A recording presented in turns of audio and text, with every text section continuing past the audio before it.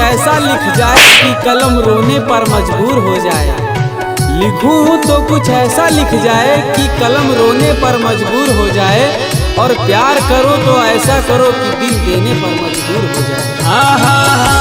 ऐसन सपनवा काहे हमारा के आइल, बीच रहिया में छोड़ के ऊ चल गइल।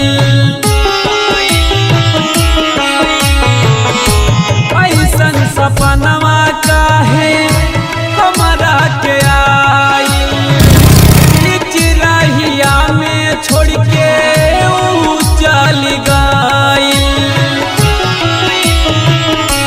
ऐसन जखमवा मिले काहे केहू करिला, ऐसन जखमवा मिले काहे केहू करिला। याद ऐसन चीज होला सब केहू रोवेला, याद ऐसन चीज होला सब केहू रोवेला। चांदनी चांद को चाहती है, तड़पना सितारों को पड़ता है। चांदनी चांद को चाहती है, तड़पना सितारों को पड़ता है। मोहब्बत मेरी जान किसी और से करती है, तड़पना रवि राज को पड़ता है। दिल मेरा तोड़ के रख दिया तुमने, दिल मेरा तोड़ के रख दिया तुमने। एक दिन ऐसा टाइम आएगा कि जब हम मर जाएंगे तो तुम्हें भी हमारी याद आएगी। भूल नहीं पाई तुहके सुंदर रवि राज, छोड़ के तू गइलू हमके हारून राजा के पास।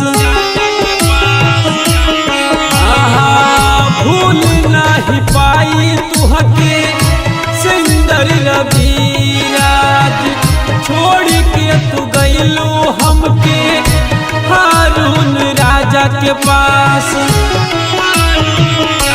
ऐसन दर्दिया मिले आमिर कहेला, ऐसन दर्दिया मिले आमिर कहेला। याद ऐसन चीज होला सब केहू रोवेला, याद ऐसन चीज होला सब केहू रोवेला। याद ऐसन चीज होला